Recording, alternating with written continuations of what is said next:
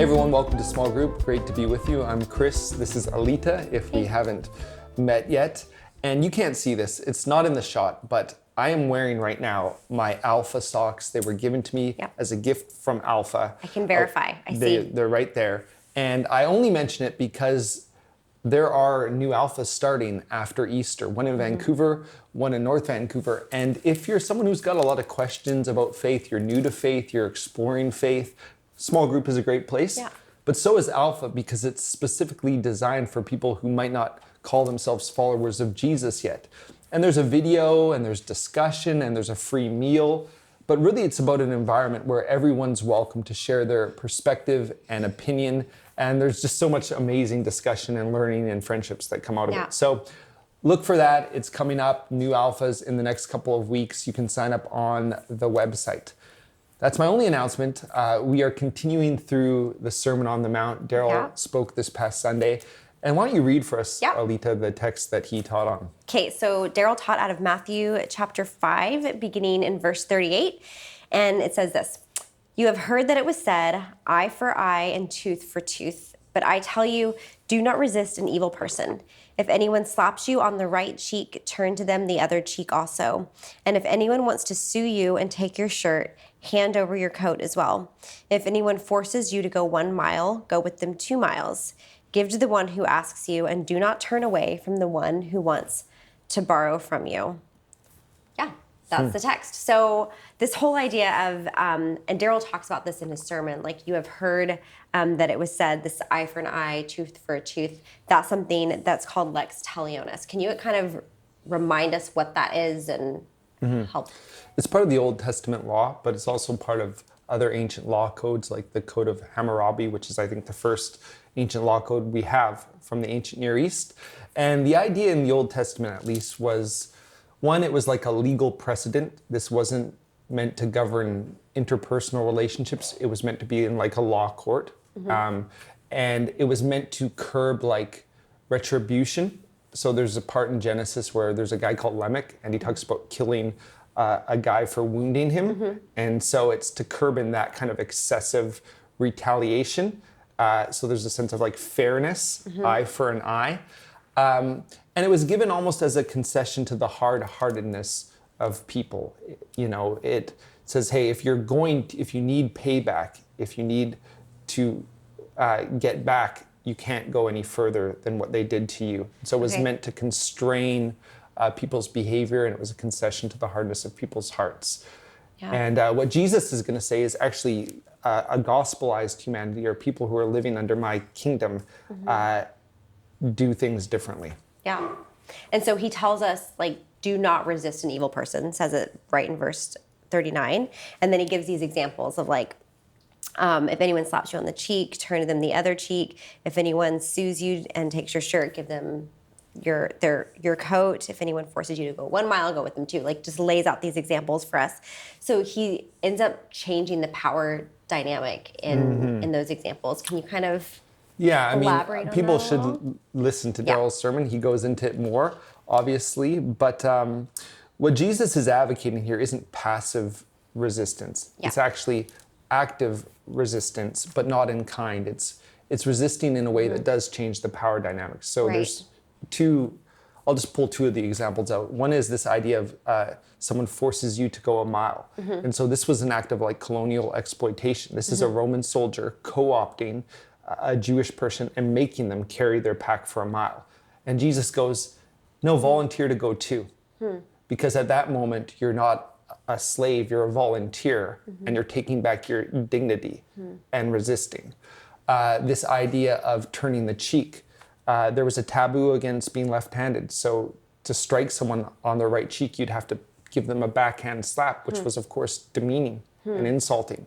By turning the other cheek, you're forcing them to strike you as an equal. And again, taking back your dignity and also exposing their callousness and being willing to hit you again when you haven't responded in kind. And so that's the kind of active resistance, but not in kind, that changes the power dynamics and gives people back their dignity and humanity. Different than retaliation. Yeah. Yeah. And okay, that's really good. Thank you. Yeah, you should definitely watch the sermon. And in his sermon, Daryl also goes on to talk about these 3 different levels, which I found so interesting, like these different levels of life where it's like the demonic, legalistic, and then the Christian level. And I mean, probably the demonic level we would understand pretty easily, like it's returning evil for good. But then the difference between just the legalistic level and the Christian level can get blurry, I think, sometimes for us. Because with the legalistic level, that's where Daryl talks about returning good for good. But at the Christian level, we're returning good for evil. And so just like kind of parsing that out a little more is... Yeah, I think that probably fundamentally is what Jesus is after, this idea of, Daryl uses the language of not being an echo of another person's hostility, not responding to evil with evil, but overcoming evil with good. The demonic thing is interesting. It's like, good comes my way, I respond with evil. And most people go, yeah, that is evil. That's demonic. But most of us live on the legalistic level. Right. I return favor for favor, kindness for kindness, harsh word for harsh word. And Jesus is going, no, I'm called you to something deeper than that. Don't let another person's conduct determine your own. Right. Don't be an echo of their hostility. Be a mirror of God's grace and goodness. And it's fascinating that right now we're entering into Good Friday and Easter, which is the ultimate example of Jesus living out this teaching. Overcoming evil with good. Overcoming sin with grace. Yeah. And in doing so, showing us a new way to be human, right? I respond to evil with evil. Evil doesn't disappear, it just spreads into my own character. I respond to evil with good. I mirror the gospel of Jesus Christ and treat others the way I've been treated since I was an enemy of God. Right. And he loved me into a friend. And so that's, I think there's lots of things for groups to talk about in regard to how that plays itself out at work, with our boss, with family members, with people who might be hostile to our beliefs. What does it look like to live into that as followers of Jesus? That's really good. I know we don't live under this idea of the Lex Talionis anymore, but just by way of conversation, because it's felt pretty maybe heavy. If you had to pick, it says eye for eye or tooth for tooth, would you pick an eye or a tooth that you had to get rid of, Chris? If I had to get rid of an eye or a tooth? Probably you know your answer. Who would pick an eye? I don't know. I was trying to lighten up the conversation. You know, because people are having teeth removed all the time. It's true. Wisdom teeth. I know someone from our church this week is literally getting all their wisdom teeth out. All of them. So they would Susie probably Dover, in fact. I don't know if I should name names, but maybe she's going to watch did this. it. And she had 4 teeth taken out. Yeah. But I just don't know who's out there volunteering Their to go, eyeball. let me pick the eye. Yeah. If I could pick. Yeah.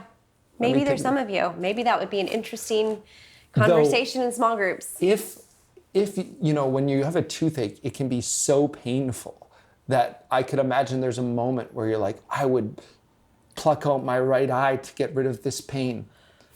But I think the wiser decision would be just pluck out that tooth. Probably. Yeah. Yeah. But groups can talk about that. We'll make sure that's part of the small group guide as well. Yes, absolutely. Any final words? No, that was it. Okay, I'm glad. I try to bring the super spirit. You bring the knowledge, and just Right, and I bring the silly. No, that's really selling yourself short.